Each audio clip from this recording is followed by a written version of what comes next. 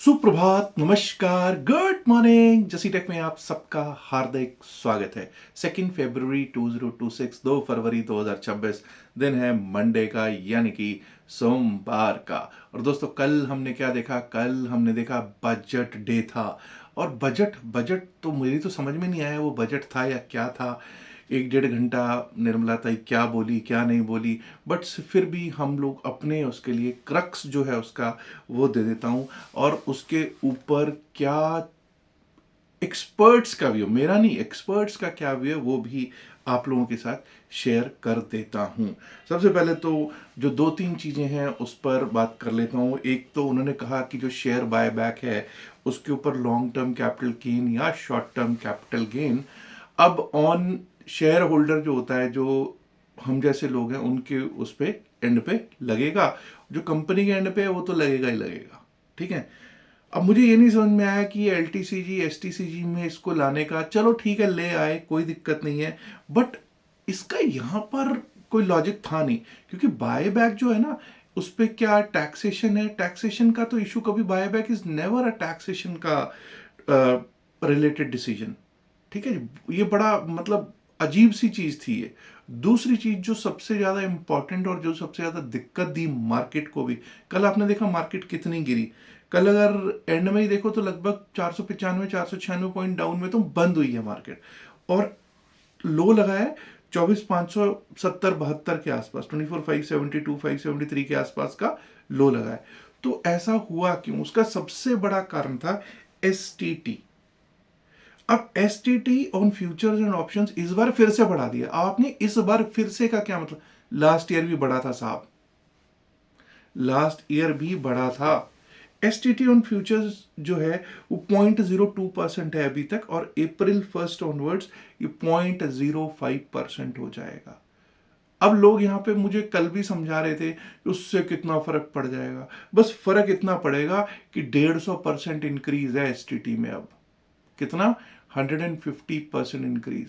हाँ, अब जो 50 पैसे STT दे रहा है, 1 रुपये STT दे रहा है, उसको लग रहा होगा उसको फर्क नहीं पड़ेगा। लेकिन जो हाई फ्रीक्वेंसी ट्रेडर्स हैं उनका सोचिए क्या सिचुएशन होगी। ये तो फ्यूचर्स की बात हुई।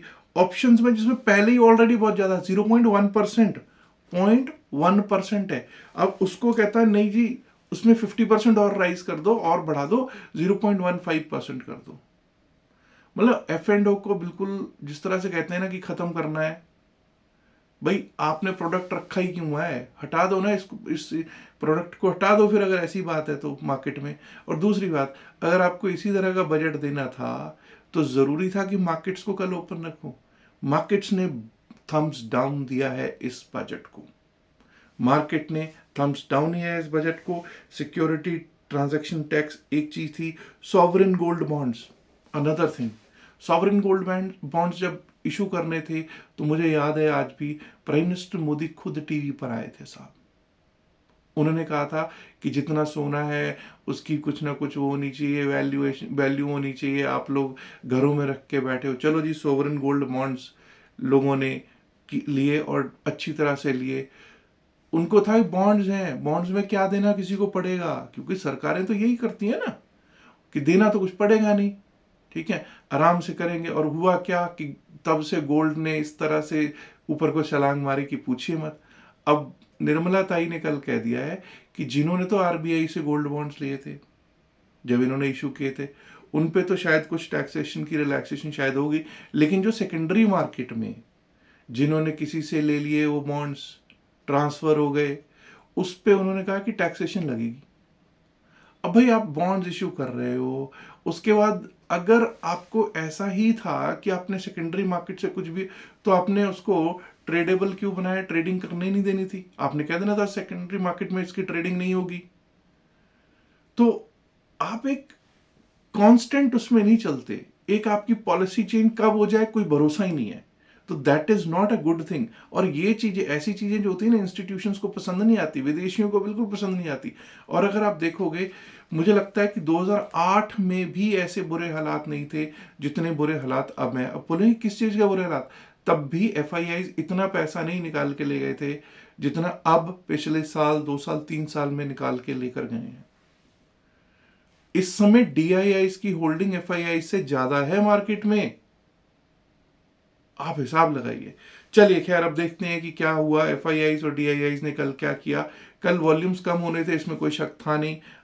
अगर ये इन वॉल्यूम, अगर मतलब इतनी मार्केट गिरी है और वॉल्यूम्स तब भी कम हुए हैं, तो सोचो आज अगर एफआईआईस डीआईआईस आए तो क्या कर सकते हैं, इंस्टीट्यूशंस अगर आ गए तो क्या कर सकते हैं। 588 करोड़ के नेट सेल में आपके प्यारे विदेशी संस्थागत निवेशक, सिर्फ 588 करोड़। अब डीआईआई की बात करते हैं तो 682.73 करोड़, 682.73 करोड़ के कैश में नेट सेल में घरेलू संस्थागत निवेशक, दैट इज द डीआईआई बैठे हुए हैं। चिंताजनक बात यह है कि पिछले 2 ट्रेडिंग डेज से, लगातार 2 ट्रेडिंग डेज से डीआईआई ने बिकवाली की है मार्केट में। हां, ये जरूर हो सकता है कि उन पे प्रेशर हमेशा रहता है। आपको पता है कहां से प्रेशर रहता है, नहीं भाई खरीदो, मार्केट को संभालो। हो सकता है रहे, ये नहीं कि ये वाली सरकार करती है। मुझे अब भी याद है किसी टाइम पे पी चिदम्बरम साहब ने किन्हीं कुछ इंस्टीट्यूशंस को कहा था, नहीं मार्केट को संभालो, तुम इतना पैसा डालो। मुझे अब भी याद है वो समय। ठीक है, तो भाई market should be left to the market forces, but government का अपना रूल रहता है और इंस्टीट्यूशंस जो हैं अब उनके प्रभाव में रहती हैं, इसमें कोई शक नहीं। लेकिन ये कब तक रहेंगे, ये खतरनाक चीज है भाई, कब तक रहेंगे।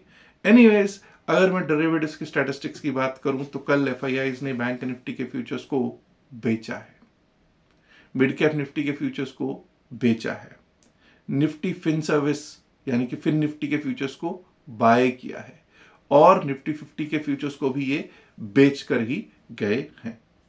अब बात कर लेती हैं कि किस तरह से मार्केट चल सकती है। कल 24,800 के नीचे वैसे तो क्लोज हो रहा था, लेकिन वो एवरेज क्लोजिंग करके 24,825, 24,825 की एवरेज क्लोजिंग आ गई। 24,920, 24,920 अब हमारे लिए एक लेवल रहेगा to watch out for. Till the time we breach 24,920, 24,920 के ऊपर जब तक हम चलेंगे नहीं, टिकेंगे नहीं, अपसाइड के बारे में सोचना ठीक नहीं है। उसके ऊपर हमारे लिए बड़ा रेजिस्टेंस 25,000, 25,017, 25,000 टू 25,017। अगर वो पार होता है तो 25,071, 25,071 उसके ऊपर निकले तो 25,150 के आसपास, 25,150, 25,150 के आसपास तक का लेवल दिख सकता है अपसाइड पे। वो एक बड़ा रेजिस्टेंस रहेगा, 25,150 के आसपास एक बड़ा रेजिस्टेंस रह सकता है। अब देखते हैं वहां तक जाते हैं नहीं जाते, क्या होता है, क्योंकि आज से वोलेटिलिटी इंडेक्स भी तो ठीक ठाक होना शुरू हो जाएगा ना। वोलेटिलिटी भी अब कम होनी शुरू हो जाएगी, अब इवेंट हो चुका, बात खत्म। डाउन साइड की बात कर लेते हैं। 24,800 के 25 पे क्लोज है, 24,797, 24,797 जहां हम क्लोज हैं उससे 28 पॉइंट नीचे भी गए ना तो दिक्कत शुरू। 24,797 के नीचे गए तो 24,768, 24,768, और अगर वो भी टूटता है तो 24,744, 24,744। मुझे लगता है 797 के नीचे 744 आ सकता है, 768 का लेवल भी कोई ऐसा इंपॉर्टेंट वो नहीं है।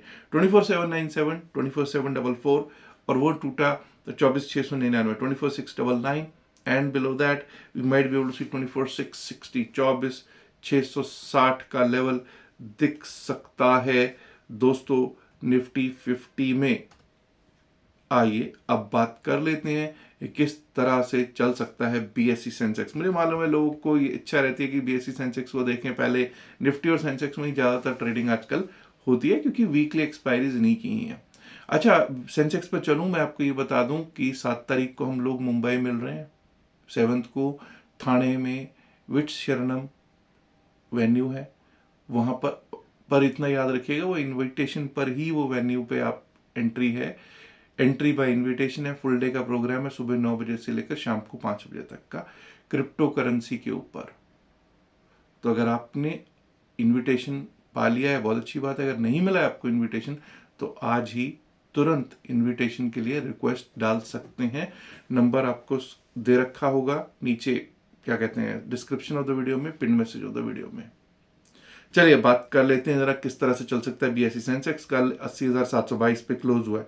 80,722 पे क्लोज हुआ, 81,000 बड़ा रेजिस्टेंस है। अब मेरा लेवल आता है 81,119, 81,119 के ऊपर जब तक हम चलेंगे नहीं, टिकेंगे नहीं, अपसाइड के बारे में नहीं सोचेंगे। 81,119 के ऊपर सीधा सीधा लेवल है 81,391। अगर 81,119 के ऊपर निकलना शुरू हुए ना, तो एक बार को शॉर्ट कवरिंग आ सकती है थोड़ी सी, जो कि 81,391 81,391 की ओर लेके जा सकती है। अब वो भी पार कर गए तो 81,533, 81,533, 81,711, 81,711, और वो भी ऊपर निकले उसके तो 81,883। अगर सब कुछ अच्छा रहा तो 81,883। डाउन साइड की बात करनी भी जरूरी है। देखिए 80,500 के नीचे जाना खतरे का सौदा शुरू हो जाएगा फिर से। 84 का मेरा लेवल है, 80,484 का मेरा लेवल है। अगर वो टूटता है तो सीधा सीधा 80,303, 80,303 का लेवल दिख सकता है। और अगर सेंसेक्स में वो लेवल भी टूटा तो 80,084, 80,084, and below that we might be able to see 79,899, 69, क्या कहते हैं 69 कहते हैं 899, 79,899 का लेवल दिख सकता है। आइए अब बात कर लेते हैं कि किस तरह से निफ्टी मिड कैप चल सकता है। मुझे लगता है कि निफ्टी मिड कैप में भी अभी भी काफी लोग ट्रेड करते हैं, because this is big ticket size, but लोग करते हैं भाई, आनंद आता है उनको, वो कहते हैं पैसा अच्छा देता है पैसा। 13,020 पे कल की क्लोजिंग, 13,020 पे कल की क्लोजिंग है। 13,112 के ऊपर जब तक हम नहीं चलेंगे, टिकेंगे नहीं, अपसाइड के बारे में नहीं सोचेंगे। 13,112 के ऊपर ही अपसाइड के बारे में सोचेंगे। 13,178 के लिए 13,178 का लेवल है उसके ऊपर, और अगर वो भी पार होता है तो 13,237, 13,237, and above that we might be able to see 13,266, 13,266। अब 12,981 अगर टूटता है, यानी कि जहां पे हम क्लोज हुए वहां से 39-40 पॉइंट नीचे, 39-40 पॉइंट नीचे जहां पे हम क्लोज हुए वहां से 12,981 टूटा, तो वहां से दिक्कत फिर से शुरू हो जाएगी, मच सकता है त्राहिमाम त्राहिमाम। 12,921, 12,921, और अगर 12,921 टूटा तो 12,861, 12,861, और मच गया त्राहिमाम तो 12,795 कल का लो फिर से हो सकता है टेस्ट निफ्टी मिड कैप में। अब बात कर लेते हैं हम लोग बैंक निफ्टी की। बैंक निफ्टी बैंक, अब भाई लोगों को लग रहा था सबसे अच्छा है, लेकिन कल 1200 पॉइंट नीचे तो ये क्लोज हुआ है, 2% नीचे तो ये क्लोजिंग दे रहा था, और एक बार को तो ये 57,780, 783 तक जाके आया कल। चलिए देखते हैं, 58,417 की क्लोजिंग है। अब मैं बात कर रहा हूं 59,000, 59,000 अब बड़ा रेजिस्टेंस है जी। 59,000 के ऊपर ही हम लोग अपसाइड के बारे में सोचेंगे। Any bounce is a sell की अपॉर्चुनिटी। 59,000 के ऊपर अगर चलना स्टार्ट किया, टिकना स्टार्ट किया, तभी अपसाइड के बारे में सोचेंगे for a possible level of 59,207, 59,207। और अगर वो भी पार होता है तो हमारे लिए वहां से रास्ता खुल जाएगा 59,500, 503 का, 59,500, 503 का। Above that we might be able to see 59,744, 59,744। लेकिन जहां पे हम कल क्लोज हुए हैं वहां से लगभग 650 पॉइंट ऊपर है जी हमारा अपसाइड का level 59,000। Any bounce should act as an opportunity to sell, should act, I'm saying. On the downside, नीचे के लिए अगर दोस्तों 58,300 टूटा, 58,297 टूट गया, 58,297 टूटा नीचे के लिए, तो यहां से दिक्कत शुरू हो जाएगी। 58,119 तक आ सकते हैं, 58,119 तक, और अगर वो भी टूटता है तो 57,986, 57,986, और उसके नीचे कल का लो फिर से टेस्ट हो सकता है, दैट इज 57,783, 57,783 का लेवल। आइए अब बात कर लेते हैं फिन निफ्टी की। Fin Nifty financial services index 26,699, 26,700 पे क्लोजिंग समझ लीजिए इसकी। 26,816 के ऊपर ही अपसाइड के बारे में सोचेंगे। 26,816, 800, 816 should act as a resistance now. 26,816 के ऊपर निकलेंगे तभी अपसाइड के बारे में सोचेंगे। 26,887, 26,887 की तरफ, और अगर वो भी पार हो गया 26,942, 26,942, above that we might be able to see 27,029, 27,019, and अगर वो भी पार हो गया तो 27,116, 27,116। ऑन द डाउन साइड 26,598 अगर टूट जाता है, 26,598 टूटा, 26,600 के नीचे गए, तभी डाउन साइड के बारे में सोचेंगे। 26,509, 26,509, और वो भी टूटा तो 26,368, 26,368। अब बात करें जरा गैप अप और गैप डाउन की भी। कोई भी गैप डाउन अगर होता है तो वहां से शॉर्ट करना शायद सही नहीं होगा। किसी बाउंस पर ही शॉर्ट करने में आनंद आएगा। कारण सुन लीजिए, क्योंकि आज कोशिश की जा सकती है 2 तारीख से 5 तारीख तक। आपको पता है क्या कोशिश हुई थी पिछले महीने भी, उससे पिछले महीने भी आप देख लीजिए। क्योंकि मेरे को इसलिए पता है कि 5 तारीख को मेरी इंस्टॉलमेंट कटती है, क्या कहते हैं उसको, सिप की, नॉट EMI, SIP मेरी कटती है, जिसको मैं इंस्टॉलमेंट बोलता हूँ, SIP कटती है मेरी। तो SIP जिस दिन कट रही होती है उस दिन मतलब बिल्कुल टॉप पे होती है मार्केट। पिछले 3 महीने देख लो, 4 महीने देख लो, पहली से लेकर 5 तारीख के बीच में मेरे ख्याल 3-4 SIPs हैं मेरी जो कटती हैं, तो बिल्कुल टॉप पे होती हैं। और उसके बाद उसका फिर हालात खराब होनी शुरू हो जाती है। तो भाई मेरा जो पोर्टफोलियो है वो भी लाल है, अभी रेड में है। अभी मेरा पोर्टफोलियो भी रेड में आ चुका है, अच्छी तरह से रेड में आ चुका है, प्लीज ये समझ जाइए, ठीक है। तो सिचुएशन इस समय खराब है, नो डाउट, बट अभी SIPs के आने के कारण, कुछ आपके पैसे, कुछ मेरे पैसे आने के कारण थोड़ा सा पुश एक बार को आपको दे सकते हैं अपसाइड का। लेकिन माहौल तो खराब ही है, और FIIs भैया पैसा नहीं डालेंगे तो स्थितियां खराब और होती जाएंगी, ये याद रखिएगा। संडे को खैर, नॉट संडे को, सैटरडे को खैर हम मुलाकात कर रहे हैं थाने मुंबई में। तो अगर आप आना चाहें खुशी से आ सकते हैं, बट इनविटेशन के लिए रिक्वेस्ट कर लीजिएगा। इनवाइट के बिना वहाँ पे एंट्री आपको ओविड शरणम नहीं देगा, इतना याद रखिएगा। एनीवेज, याद रखिएगा, लास्ट में एक डिस्क्लेमर देना जरूरी है कि हम लोग सेबी रजिस्टर्ड नहीं है। जो भी बातचीत हुई है इस वीडियो में वो सिर्फ और सिर्फ एकेडमिक पर्पसेज से की गई है। बाय सेल की सलाह के लिए आप अपने फाइनेंशियल एडवाइजर से बात कीजिएगा। यहाँ कोई भी बाय सेल का रिकमेंडेशन नहीं दिया जाता है, ना ही दिया गया है। Anyways, last but not least, इल्तिजा है, गुजारिश है, रिक्वेस्ट है कि इस वीडियो को लाइक कीजिएगा, शेयर कीजिएगा इस वीडियो को अपने दोस्तों के साथ ज़्यादा से ज़्यादा संख्या में। एंड माय डियर फ्रेंड्स, अगर आपने अभी तक जैसी टेक चैनल को सब्सक्राइब नहीं किया है तो सब्सक्राइब करना तो बनता है ना। शुक्रिया, नमस्कार, धन्यवाद and good luck for today, bye bye.